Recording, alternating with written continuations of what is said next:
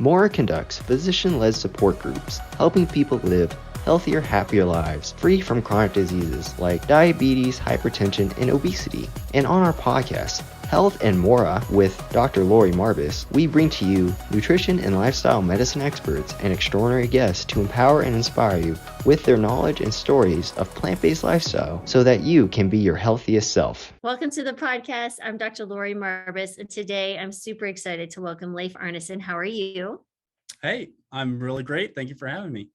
No, this is great. And you are from the Vegan Gym, which we'll get to in a second, and a lot of great work that you're doing.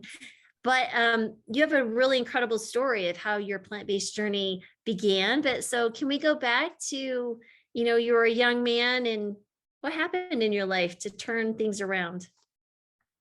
Yeah, so I was going through college. I was studying engineering and finance, and I was really interested in nutrition, but I had been kind of led to believe that a very meat-centric diet was necessary to get the to build muscle and develop the physique that I really wanted to have. And I started kind of getting into bodybuilding throughout college. And that was kind of my core goal. I wanted to build muscle. I wanted to kind of look better. I had previously kind of really struggled with low confidence and stuff. And I just saw this as a way to kind of break out of that and start kind of proving to myself that I was able to go out and accomplish these fitness goals that previously I hadn't thought were possible for me. So I started just getting really into reading like bodybuilding forums and going down the rabbit hole of like bodybuilding nutrition and just listening to who knows who online on various blogs and stuff like that. So I started consuming lots of animal products, and that continued for a few years until in August of 2013, I was just getting ready to enter my senior year of college. And I had been dealing with a lump that was just kind of right under my belt buckle. And I had been dealing with that for a few months. And I went to my primary care physician and he said, "Oh, don't really worry about it. It's just a harmless cyst. It's nothing you need to worry about."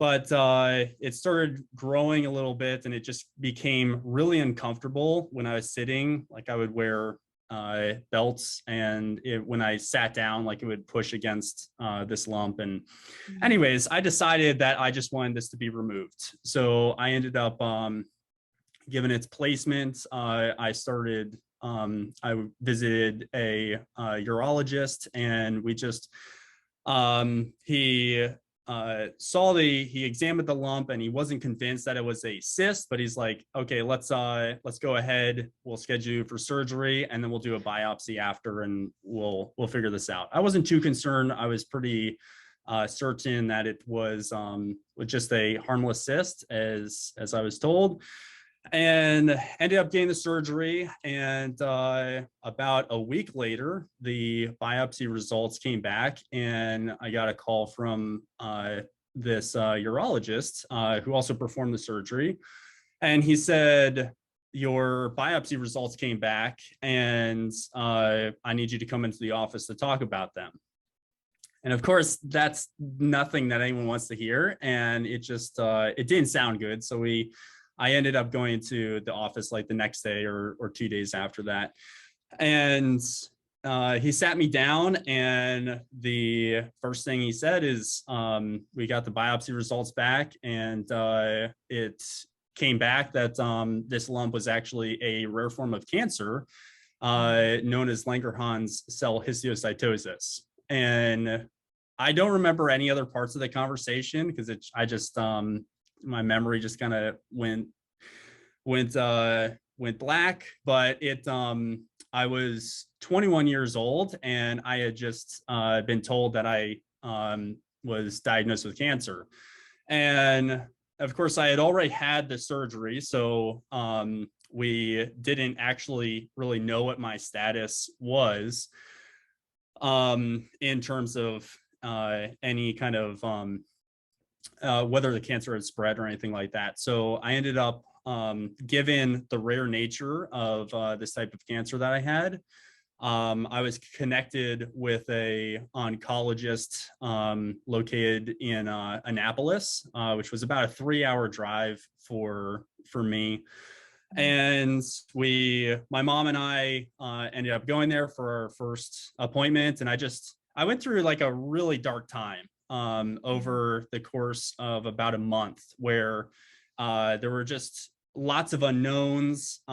We started scheduling out all of these various tests. So I got a bunch of scans done, and I got some other biopsies done. I got I got my first spinal tap, which was terribly uncomfortable. Your first. I hope that was your last. First and last, yeah.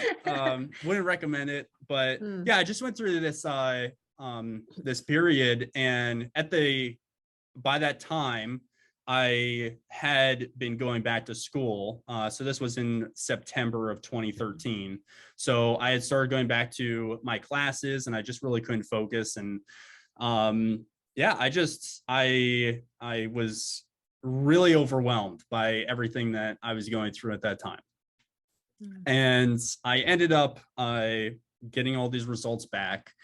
And it turns out that the cancer hadn't had a chance to spread, and I had no other signs of cancer in my body. And that was a really, it's hard to describe any of those feelings unless you've gone through it yourself. And what I've always since then tried to convey to people is the importance of your health, and understanding that if you don't have your health, you truly don't have anything.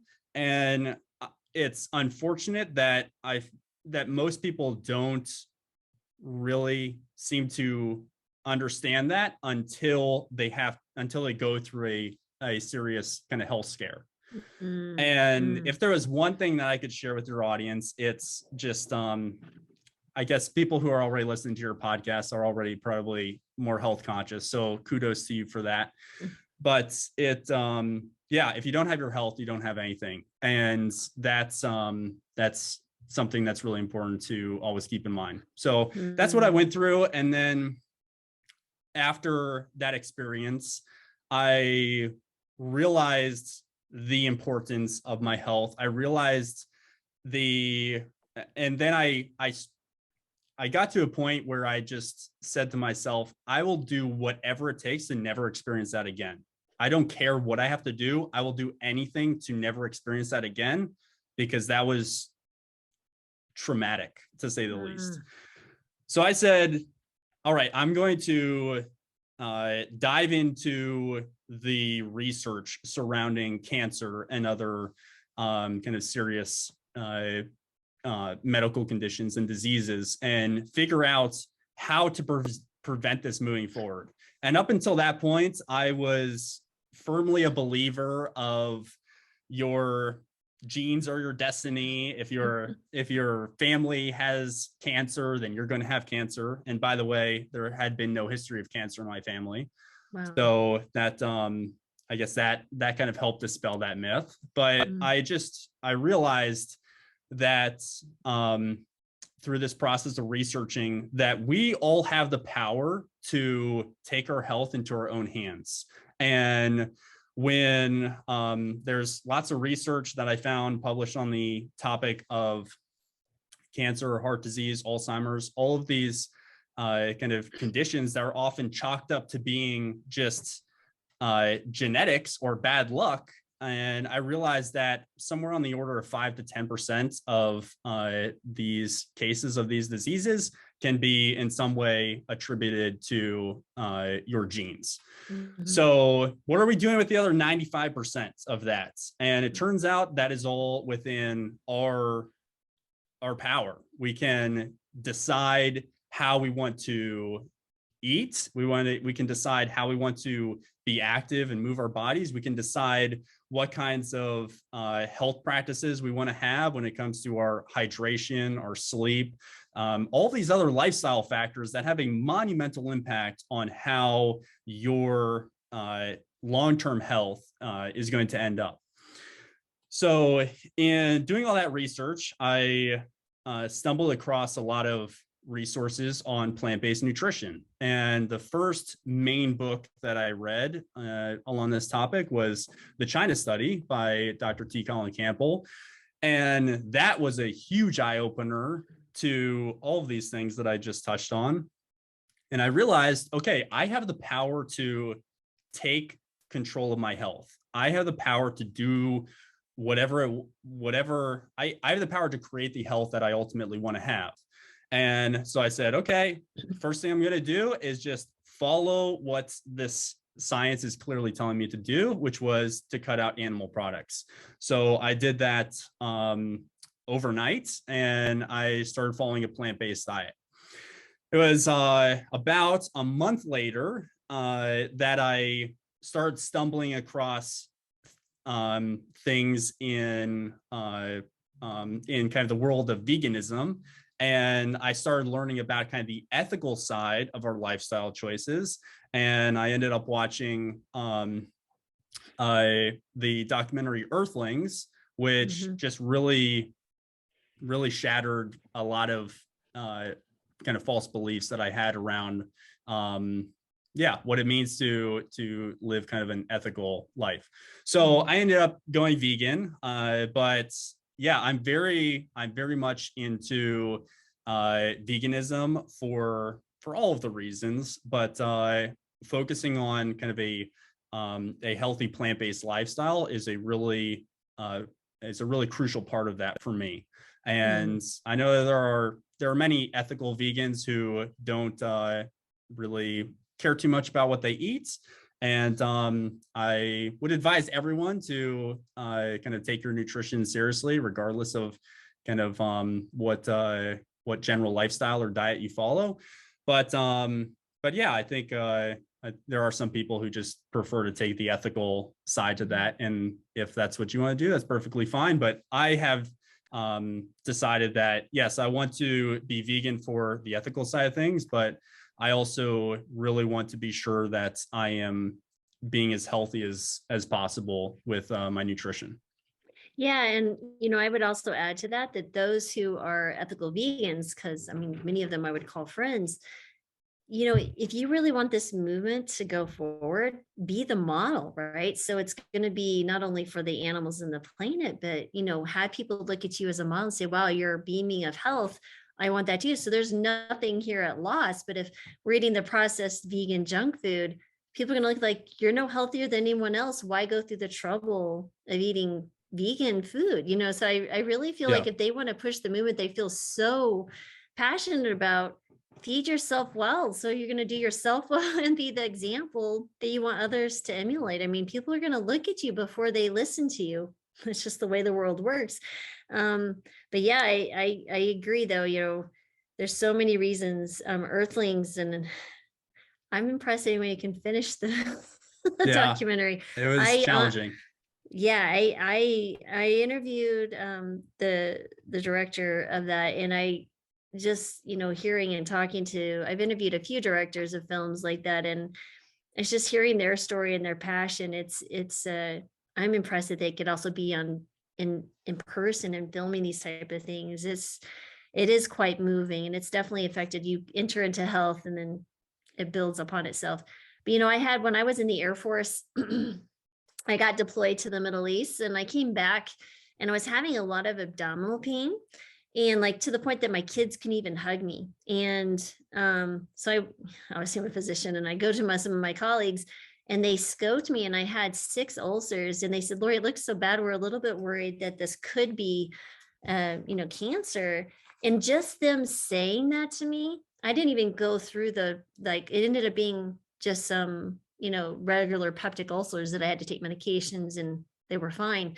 But they scared me so just that this could be we want you to be prepared. I can't even imagine that actually being given the diagnosis at the young, tender age of 21. I mean, I was in my late 30s at that point. I can't even fathom what that must be like to a 21-year-old. So you said you entered that dark stage. Would you mind just sharing a little bit, if you're okay with that, just what mentally goes on? Because we have always taught in medical school too, when you tell someone you have the diagnosis of cancer, stop there, because they're not going to remember the rest of the conversation. So that experience is actually how we're taught as well. But That's interesting. yeah, would you mind sharing that mentally, what was going on? Yeah, it's a little dark, but I didn't I didn't really like have that much hope for my future, which was a it's it was yeah, it was strange to go through the process of like working really hard in school and like planning for your future. I was going through lots of job interviews, kind of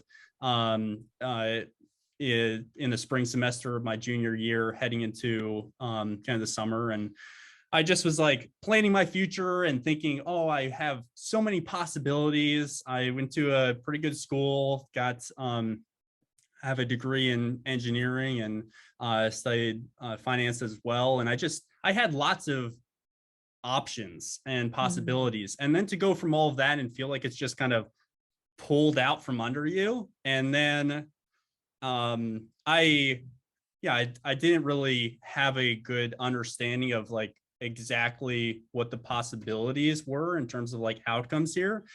But I started wondering like, hey, am I even going to get to graduation? Am I going to graduate? Am I going to go get a job? Am I going to ever have a family?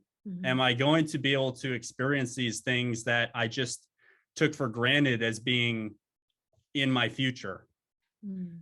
And that's I think it's difficult at any age. But yeah, given my age, that was a really difficult potential realization to start thinking about. So I just went into a very dark place. I really kind of I really receded from my family and friends.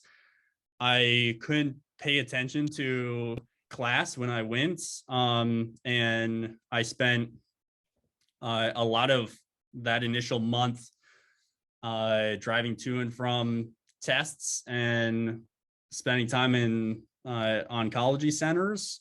So yeah, it was tough. And I asked those questions because I really want to contrast that with now to, you went through the test, you were given this diagnosis, you were blessed with the best outcome possible, that you'd already dealt with it and was like, all right, we're good. To the now that you were so motivated to not do that again, do you feel like this was your gift in a sense, because it led you down this path and now you get the joy? Honestly, I find it such a joy to help others, and it sounds like you touched upon that too. You had to go through that to get to this place. How is that contrast with where you were to now? I'd love to hear that. I've given this a lot of thoughts, and I can honestly say that being diagnosed with cancer was one of the very best things that has ever happened to me. And yeah, it's crazy to be able to honestly say that. And but yeah, now I like it as I feel really passionate and on purpose with the life that I'm living right now. And it all comes back to that initial catalyst of change in my life, which was being diagnosed with cancer. And now, I'm in a totally different industry than engineering now, and we can kind of talk about that transition. But now I get to help people every single day. And that's been kind of going plant-based and kind of more importantly, in terms of life change, going vegan, that's had a massive impact on my life, how I view myself, how I view the world, how I view animals, how I view others, how I show up every single day, just kind of on fire to help encourage change in the world like that. It's being diagnosed with cancer was really a gift in disguise. It's really fun. Honestly, I love meeting young people who have done this for, gosh, what are you, 9 years in, 10 years, almost 10 years now? Since that diagnosis? Plant-based? Diagnosis of plant-based? Yeah, since going vegan, it's going to be 8 years in about a 8 week. years. So Awesome. yeah. So that's phenomenal. So my oldest is 28. So like I look at young people, because all 3 of my kids are plant-based as well. Those are, some of them took a little longer on the journey. Others were forced upon them as teenagers 10 years ago. But it's such a fun place to see now, as they've grown into their own life and having conversations. It's so fun, because you guys are going to impact so many thousands and thousands of lives over your lifetime and what your work that you choose to do. But not only that, but engineering and finance, there's some smart cookies sitting in front of me. So I mean, like, I'm married to an engineer, and he's always telling me, yeah, well, I was an engineering major. I'm like, whatever, you ought to be pre-med. But he's truly actually, I totally attest. And were you mechanical engineering? Is that right? Yeah, mechanical engineering. Oh, okay. That's even one of the harder engineerings. I always tease him, I was like, you're just civil engineering. It wasn't like you did. Oh yeah, those are fighting words in engineering school. Yeah. So anyway, it's fun to get a little bit of a yelp out of them every once in a while. But so yes, tell us how that transition. So now you're doing the research, you take it upon yourself for your own health. How did it evolve into you like, you know what, I'm going to carry this message to others and dive into the research and then make it available to people? Because you guys, their articles on their website are very well written, very well researched. I love them. It's one of the best ones I've seen, honestly, when it comes to the fitness world and how you guys present it. So how did that evolution occur? And I'd love to bring your brother into that story as well. Yeah, awesome. So yeah, I guess after I went plant-based and then vegan, I started following it doesn't really have the same kind of buzz around it anymore, but like an 80-10-10 eating approach. So that just means 80% of your diet is coming from carbohydrates, 10% from protein, and 10% from dietary fats. And kind of the philosophy behind that approach is that you're consuming basically only whole food, plant-based nutrition. So I was getting lots of micronutrients in my diet. I was consuming tons of fruits and vegetables, and I felt like I had my health in order, but I had started getting back into fitness after that experience. And part of that was fueled by just wanting to challenge the status quo when it came to veganism, which is something you touched on earlier. Mm-hmm. And I started getting like the little comments from my friends and stuff, and they didn't really mean anything negative by it, but just like, oh yeah, well, it's like, you're not going to really be able to get results because you're vegan now, but like, yeah, you want to go to the gym? And I started just saying to myself, you know what? I'm going to prove them wrong. And I really want to figure out how to build the body I want on plants. So to be honest, I was struggling doing that with a focus on just fruits and vegetables, a really high carb diet. There's absolutely nothing wrong with carbs. I still follow a high carb diet, just not quite that high. Mm-hmm. And I just decided to start I'd already done lots of research into nutrition and the importance of various micronutrients and really making sure that you are fueling your body for health. But then I started working on doing research when it came to kind of more fitness-based nutrition. So I started getting a little bit back into the fitness nutrition research, but this time I wasn't looking at bodybuilding.com or any kind of forums where anyone can post whatever they think. I started diving into articles on PubMed and starting to read actual scientific research. And long story short, I did a lot of research to uncover the fact that, yes, contrary to what some people within kind of the vegan or plant-based world might say, your body does need protein, and especially if you are an active person, especially if you're trying to build muscle, if you're an athlete, if you're active, your body is going to require more protein. So I didn't need to consume the same amount of protein that I was reading about in bodybuilding magazines and stuff like that. But I started increasing my protein intake, and I started seeing a huge kind of shift in my results from that. So I was doing that, and I also was doing some more research into training for building muscle and strength. And I just started kind of pulling all these pieces together and doing it through the lens of trying to balance nutrition and like nutrition for my health and nutrition for accomplishing my my fitness goals. Like I wanted my body to look a certain way and I wanted to feel a certain way. So I started looking at how do I get all of the nutrition that my body needs while also fueling my body to accomplish my fitness goals. And once I kind of cracked the code to that, my results just started totally transforming. And then I started feeling more confident and feeling like I was doing that through through the path of kind of activism when it came to my vegan journey. So just like what you were saying earlier, I think that really started.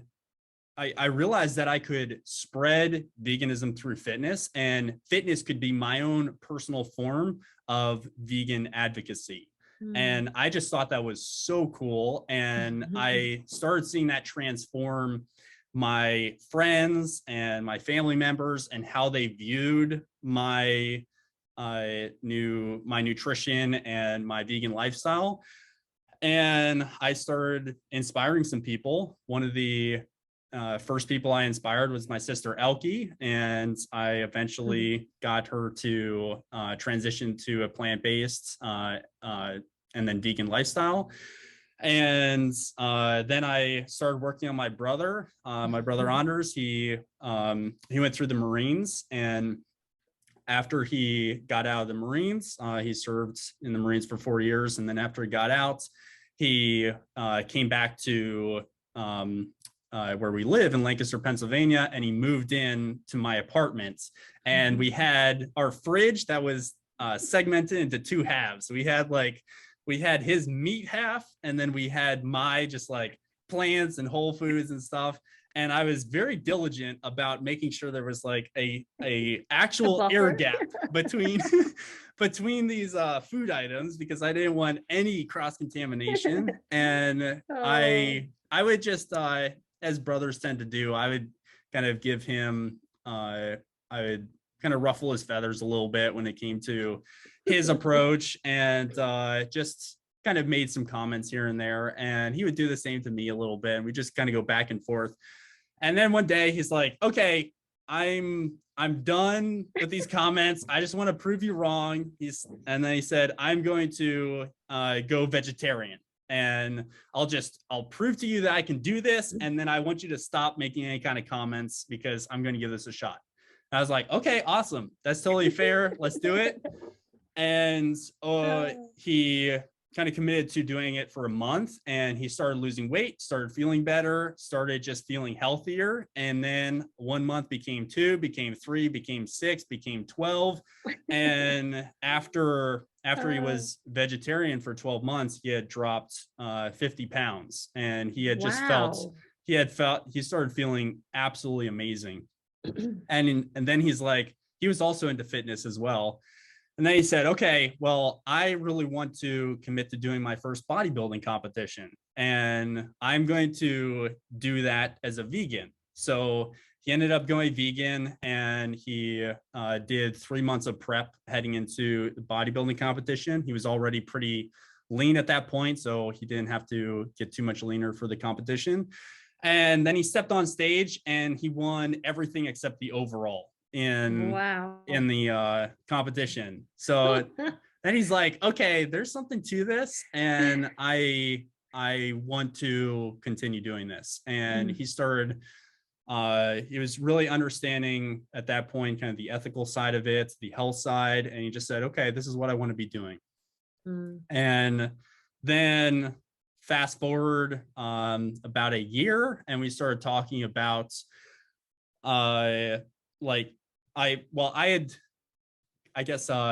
around that time, I had started kind of posting things online, posting articles, and I was working as an engineer, but during my mornings, evenings, weekends, all I wanted to do was do research regarding plant-based nutrition and just share that with people. Because I was like, you all need to understand this, because it has the power to totally transform your health, totally transform your life.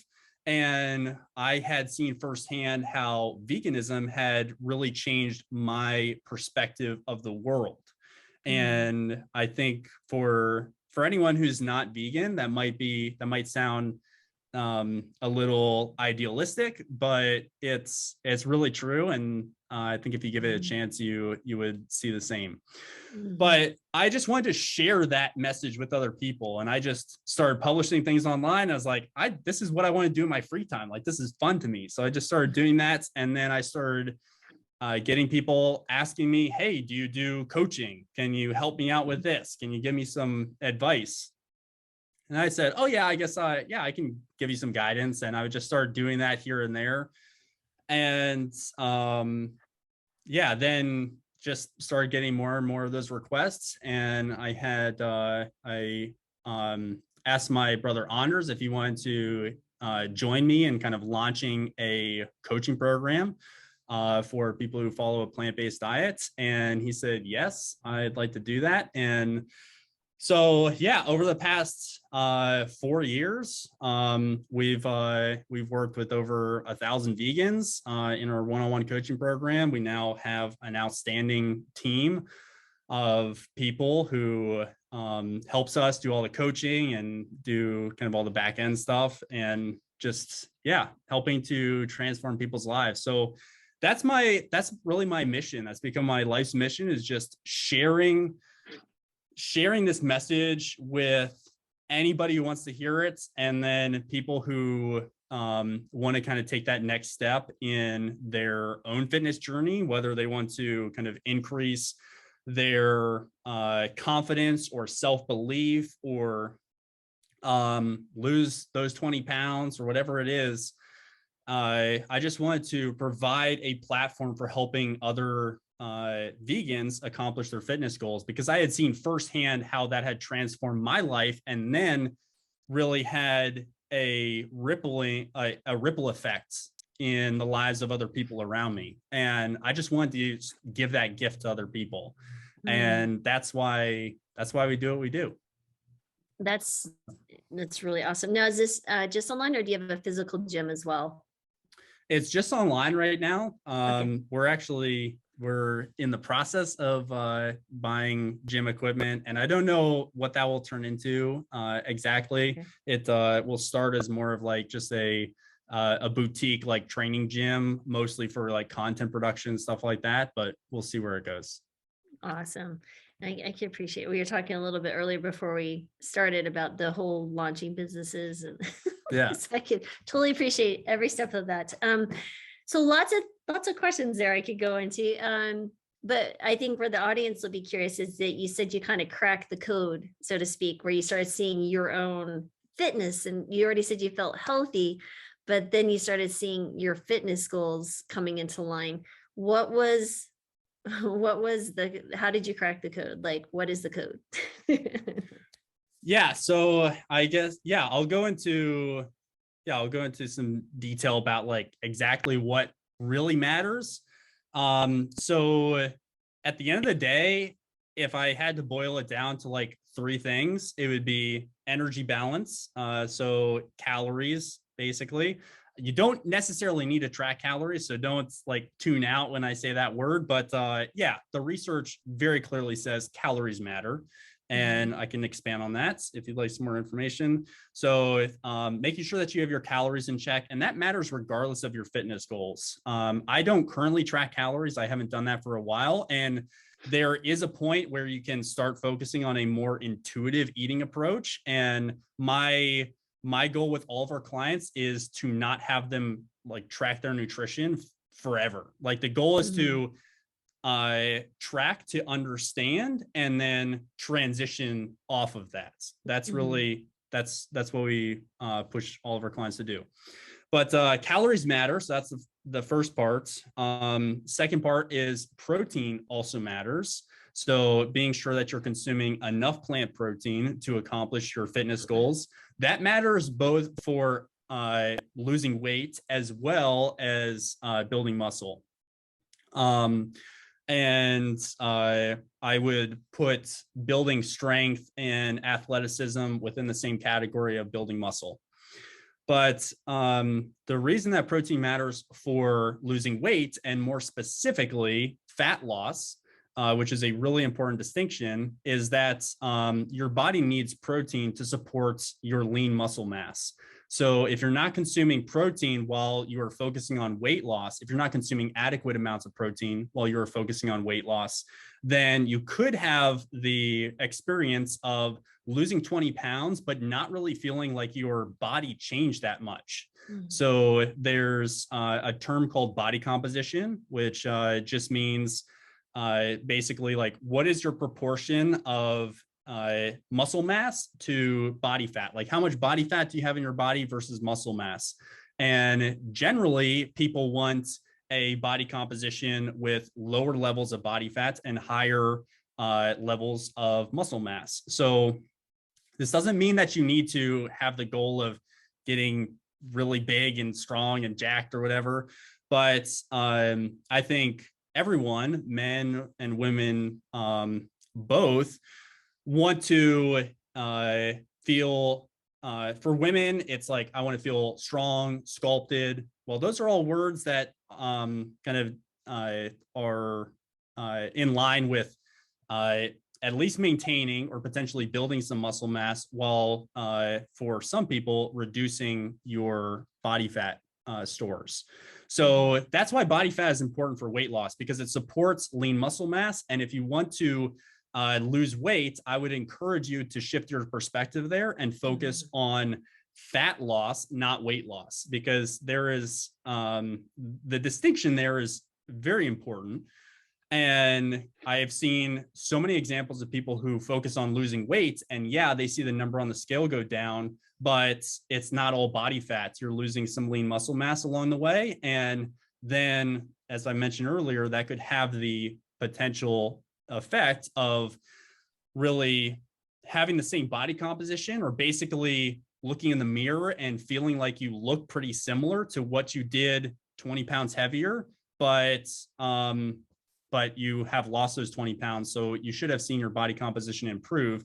And that's why protein matters for weight loss. And there's so much research on protein requirements for building lean muscle, and most people who are focusing on building muscle understand the importance of protein. So calories would be number one, protein is number two, and then resistance training, understanding the importance of training with resistance. It doesn't matter if it's sandbags, if it's calisthenics, if it's resistance bands, if you're working out at home or working out at a gym. It doesn't matter if you're working with dumbbells, barbells, whatever it is. But resistance training is incredibly important for your overall health. So it supports your lean muscle mass, and you can focus on maintaining or building strength, which is especially important as you age. And there's resistance training also helps you to improve your bone density. And that's something that I feel too many people overlook. So there are so many benefits to resistance training. There are lots of benefits to cardio or cardiovascular training as well. But one other kind of thing that I would mention when it comes to weight loss is that cardio is not necessary to lose body weights. You don't need to be spending hours on a treadmill or elliptical or doing whatever to accomplish your weight loss goals. And I've done lots of cardio in my life. I've done an Ironman. I've done lots of running and everything. So I've done my fair share of cardio, but it's definitely something that I incorporate into my training. And I would just like to stress that the main benefits of cardiovascular training is for improving your cardiovascular health, not weight loss. So don't equate cardio with weight loss. That's not, you can do resistance training on the whole is actually more effective for improving your body composition, regardless of whether you want to lose weight, build muscle, or improve your strength, athleticism, whatever it is. Resistance training is more beneficial than cardio when it comes to improving your body composition. So I'm not saying don't do any cardio. That is important. But there are lots of clients that most of our clients that we work with do some resistance training and do minimal cardio. And we usually like setting a step goal with our clients. So like trying to hit 5,000 or 10,000 or whatever it is steps per day. That's a really great way to increase your caloric burn every day, which will have the impact of helping you to lose body fat if that's your goal. So those are the three kind of main things that that I would tell you are based by science. And one other thing that I really want to stress to everyone is that most tips and tricks and fad diets and stuff are really just it just wastes your time and your resources. And I understand the draw to being pulled into those different strategies, but at the end of the day, if whatever strategy you're following doesn't check the boxes of energy balance and protein intake and doing some kind of resistance training, then you're not going to get the most out of your nutrition and fitness when it comes to accomplishing a change in the mirror. And at the end of the day,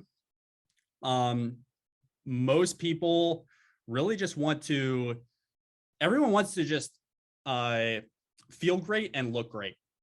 Everyone wants to do that. And that doesn't mean that you need to be focusing on a certain number on the scale. In fact, for many of our clients, we just say, hey, we're not worrying about the scale. There are other ways of tracking our progress. And based on your relationship with your body weights, we don't really feel like that's a helpful thing to be focusing on. So yeah, also understanding kind of understanding that you are unique in kind of your preferences, your schedule, the way that your goals, the way that you view different aspects of your health and fitness journey. And sometimes it's really, I think most of the time it's really helpful to get some help along the way. Mm-hmm. So those are the three things that matter. It's fantastic. You could honestly do an entire podcast just on one of those things. Yeah, you could. Oh, I'm sure you have. I have. Okay. Yeah. Yes, exactly. So let's go. Of course, energy balance, calories in, calories out makes sense. I think we all intuitively understand that, although a lot of people will say, oh, calories don't matter in the plant world. So, yeah, actually they do. If you work enough with patients, I mean, I've been a doc for 2 decades, but when you in the last 10 years using lysomas and plants, and people say, oh, you can't gain weight on a plant-based diet. It's like, well, actually, yes, you can. If you're wanting to lose weight. So there's a lot to that. I absolutely agree with everything you're saying, but I'd like to get into the kind of the little bit more granular on your protein, because people will ask. So I'm just, for thinking about in the future where people are going to go to is like, they like to get into the calculations of the macros. So what is your recommendation for, let's say, someone who's wanting to lose weight and they're taking into account energy balance and the resistance training? where do you make those recommendations based on the macronutrients, and how do you calculate that for someone? Yeah. So we actually have a macro calculator on our website, thevegangym.com. So I'm going to give you some general ideas right here. But at the end of the day, like I'll talk in generalities right now. But at the end of the day, I couldn't know for sure without knowing exact numbers. And that's why we built this macro calculator. So you can check that out. But anyways, it really comes down to how much you are training. So the main point of protein is for supporting, well, there are lots of reasons your body needs protein, but strictly from a body composition perspective, so improving kind of your body composition, you want to just be sure that you are getting enough protein to rebuild your muscles after you are engaged in some kind of resistance training. So that's generally how the process of muscle growth works. So you engage in some kind of resistance training, and your body actually breaks down your muscle and creates what are known as micro tears in your muscle fibers. And then your body goes back and repairs those muscle fibers with protein in particular, specifically amino acids, which are just the building blocks of protein. So you consume protein, your body breaks it down into amino acids, and then those amino acids are combined and transported to your muscle tissue in a way that supports the rebuilding of your muscles. So that's how, at a very basic level, that's how the process of muscle growth works. And the same goes for if you're just focusing on improving strength, which is highly correlated with muscle size. And so that's the reason we are consuming protein. So I say that to explain that there's a scale of protein needs based on the amount of training you're doing. So if I'm just going to the gym once a week and I'm doing bicep curls, I'm not going to need as much protein as somebody who's working out 5 days a week for about an hour, doing squats, deadlifts, bench press, and some other kind of heavier compound movements. So there's a range there. So basically, we look at the training duration, specifically resistance training duration, on a weekly basis for determining protein needs. And that's generally kind of how it's explained in the scientific literature as well. So with all that being said, somewhere on the order of about 0.6 grams to about 0.9 grams of protein per pound of body weight per day is generally where people end up falling. And if you work out less than other people, you're going to be kind of at the lower end of that range. If you work out more, you're going to be towards the higher end of that range. In general, so I'm about 190 pounds right now, and I generally aim for somewhere around 160 grams of protein per day. And I found that to be kind of a really good spot for me to build muscle. So there's a general rule of thumb in kind of the bodybuilding world that you need to consume a gram of protein per pound of body weight. And the vast majority of people do not need to be concerned about getting that much protein. But on the opposite side of that spectrum, the kind of baseline needs for humans is about 0.36 grams per pound of body weight per day. That's what the US and Canadian dietary reference intakes recommend is kind of like the go-to numbers. So lots of people focus on that and say, yeah, your body doesn't need that much protein. It's true, but those numbers are based on survival, not based on fueling any kind of resistance training or body composition improvement or anything like that. I think there was one study, I can't remember, but it was leg muscle mass equated to actually decreased risk of Alzheimer's and longevity and some other things. So it's just really we so ignore that. And women especially will go running or, thinking the cardio is the way to go with weight loss, when they should actually be, thinking about moving their body and moving something heavy. And it could be something fun. Like I do boxing and Krav Maga 3 times a week, along with some other stuff. And I'm a runner. I love running too. But I found that as I'm, getting older and busier with what I'm doing, I actually enjoy more of that resistance type of movement and doing stuff anyway.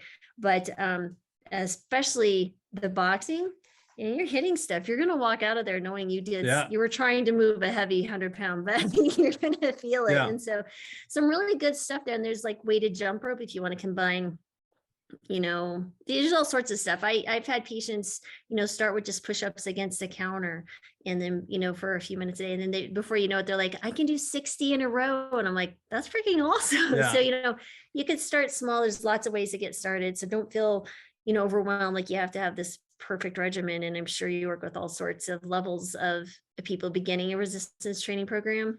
Yeah, totally. So I really want to stress that point, a few points that you brought up. One, it needs to be fun.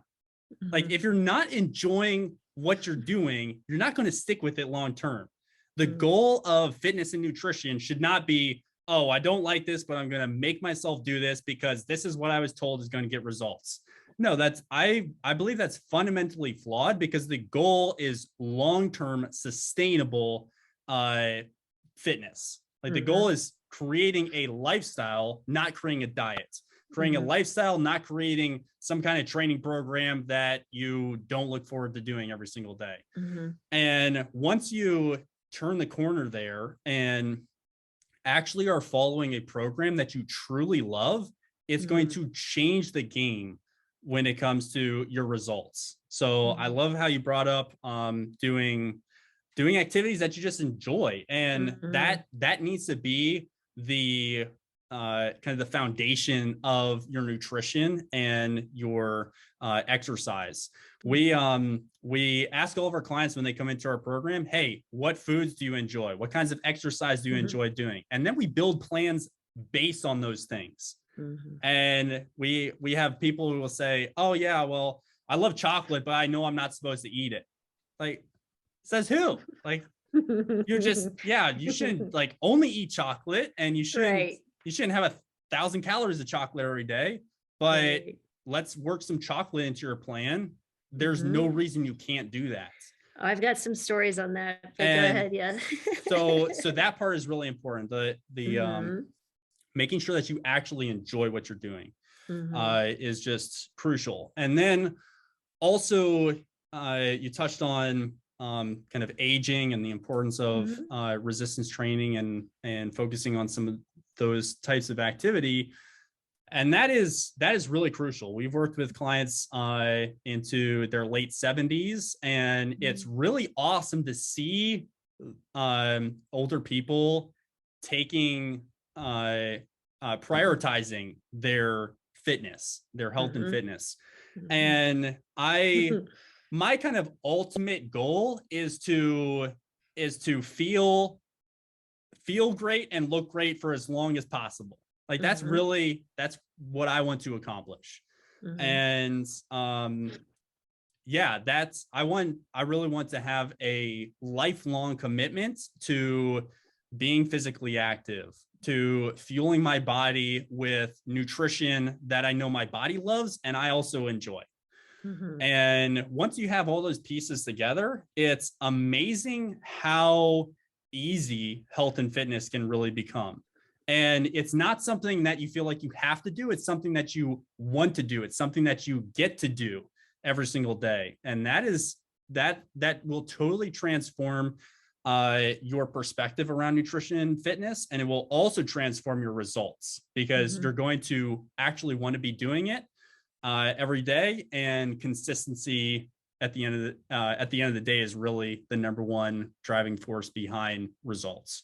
So yeah, those are two things that I just wanted to clarify. Those are fantastic things to clarify. It almost, I love how you say, it's almost like you're changing the language. Once you start changing the languages of, it's kind of like people say, I'm trying to quit smoking, I'm really struggling, or like I'm trying to quit versus like I don't smoke. Like they both maybe smoke 2 packs a day. They have the same quit date, but someone who is more likely to sustain, it's like, I'm not a smoker. Like they no longer identify with that activity versus this is you're now identifying the activity. You're like, I get to do this. I can do this. I'm excited to do this. But the language is versus I have to do this. That's those resolutions never stick if you Yeah, haven't changed the identity.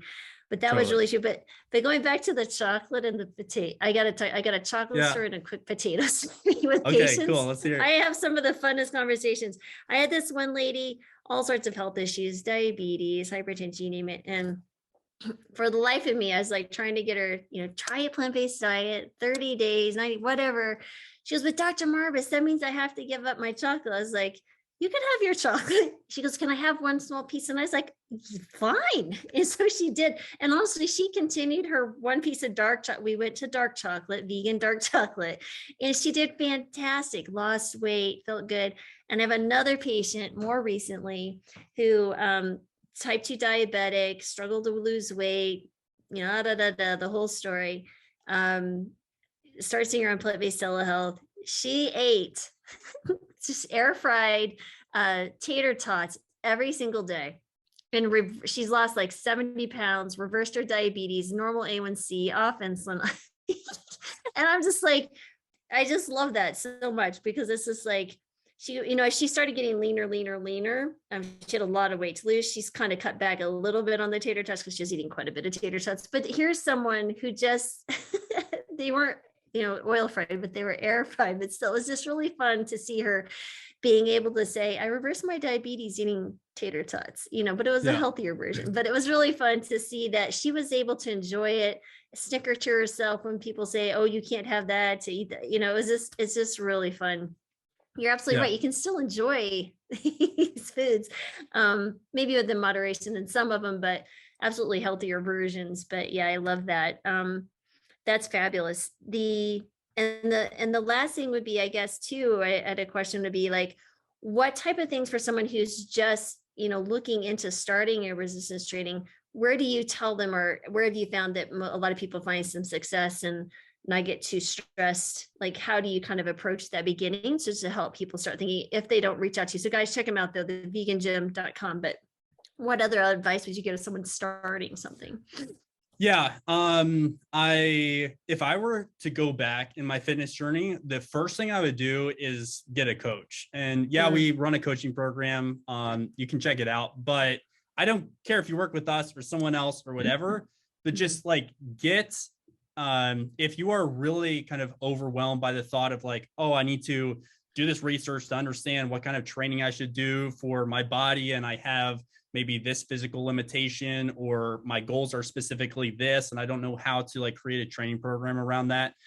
I would really recommend just having somebody in your corner who can kind of guide you along that process. That would the main reason that I would have found that to be beneficial when I first got started is that I did lots of things wrong in the beginning. It's not that I did things that were necessarily detrimental to my body, but I was training in a way that wasn't fully aligned with my goals and wasn't really efficient. So when I first started training over a decade ago, I was doing 2 hours plus a day, 6 days a week, and sometimes 7. Like, I didn't really understand some of the fundamental parts of training, and I just I got some results, but I could have condensed the last 10 years of results into 3 if I actually was doing stuff correctly from the beginning. And wow. I guess we all have various experiences like that in various aspects of life. But yeah, if you're feeling overwhelmed, like having that support, having that accountability is really helpful. So I would recommend that. But as I would in general recommend people who are getting started, just start 30 minutes a day, 3 times a week, and focus on lighter weights or focus on resistance bands, and don't compare yourself to other people or look at, if you decide to go to a gym, by the way, you don't need to train in a gym to get results. You can do everything at home. But if you decide to go to a gym or something and you're looking around at other people, or if you're training at home and scrolling through social media and seeing other people, just understand that always keep in mind that you shouldn't in the first place compare yourself to others, but don't ever compare your day one to someone else's day 1000. And I think so many people do that, and it's discouraging, and it also it's just not helpful at all. So it's like, don't compare yourself to others. Start with lighter resistance, whether it's resistance bands or weights. Focus on form and nailing your form. And if you don't know how to, I think YouTube is a great source for form videos. There are some that aren't that good, but generally the ones with higher view counts are kind of a little bit typically are better resources, but really focus on dialing in your form. You're going to get a lot better results with focusing on form over weight or total resistance.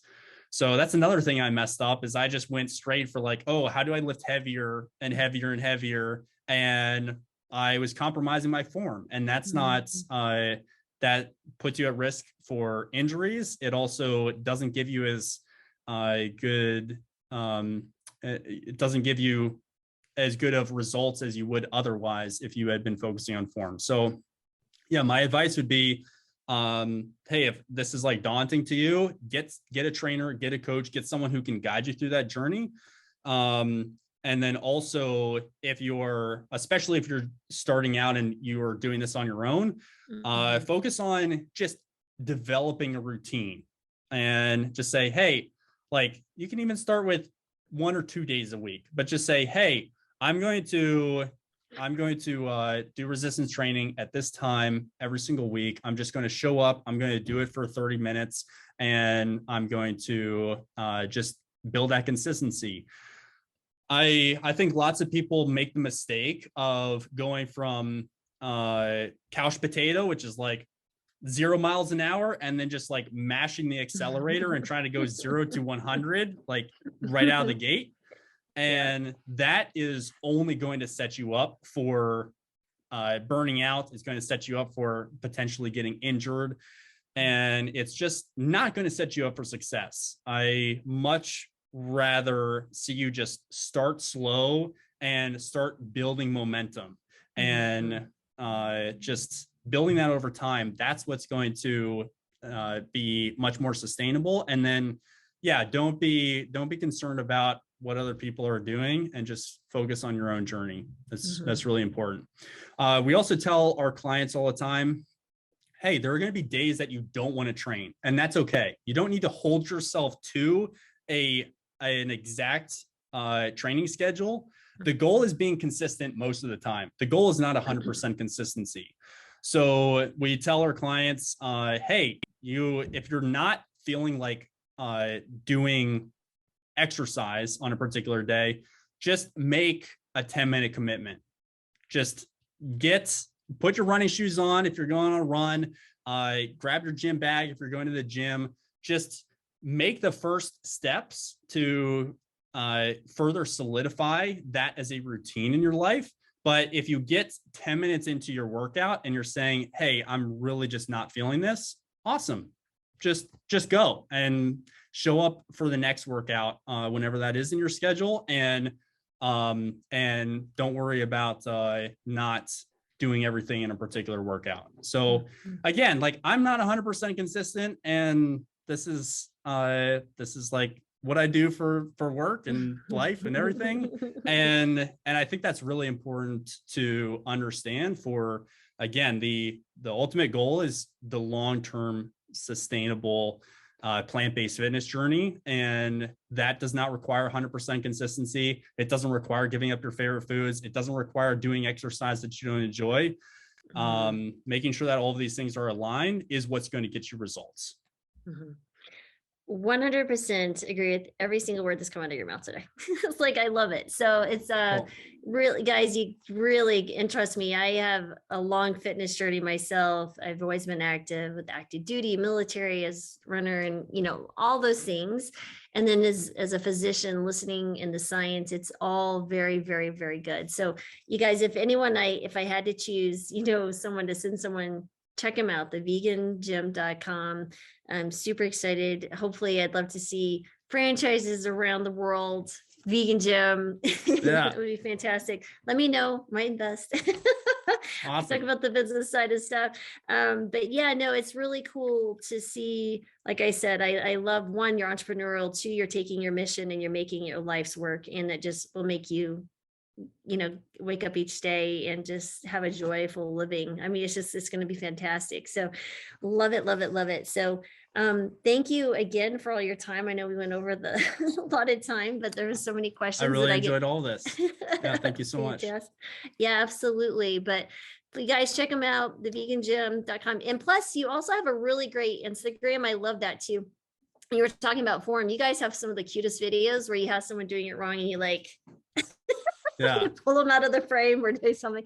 So it really gets your attention. So very entertaining and very educational, informational stuff. So definitely check those out too. And that's vegan. It's the Vegan Gym the Vegan Gym, right? On Instagram. Yeah, everything is the is part of our name. So yeah, it's thevegangym.com and at the Vegan Gym for social media. So gotcha. Instagram. Perfect. And we're also, we're pushing more into YouTube because I want to do more kind of science-based, kind of plant-based nutrition topics in particular, through the lens of like practical fitness information. And that's something that we're trying to do more of on YouTube as well. So you can check that out if you're interested. Absolutely. And we're building our YouTube presence as well. So definitely, guys, check it out. If you saw this on YouTube, head on over, subscribe to the Vegan Gym's YouTube as well. So thanks again, Leif, for your time and expertise and sharing your incredible story. I just find this so fascinating. So yeah, I really appreciate it. Thank you so much. You're welcome. Thanks everyone for listening. Thanks for watching, and I hope you enjoyed that video. Before you go though, please hit the subscribe button and the alert button so you'll be notified whenever we release any new videos. Now, if you'd rather listen to the podcast, you can find us on all the major platforms such as iTunes, Google Play, SoundCloud, and even Spotify. If you're looking for amazing resources to help you start a plant-based diet, sustain a plant-based diet, exercise, recipes, or anything wellness, we got you covered there too. We actually provide physician-led support groups to help people live happier, healthier lives and free from metabolic disease. Don't forget to check out our website, and thanks again for watching.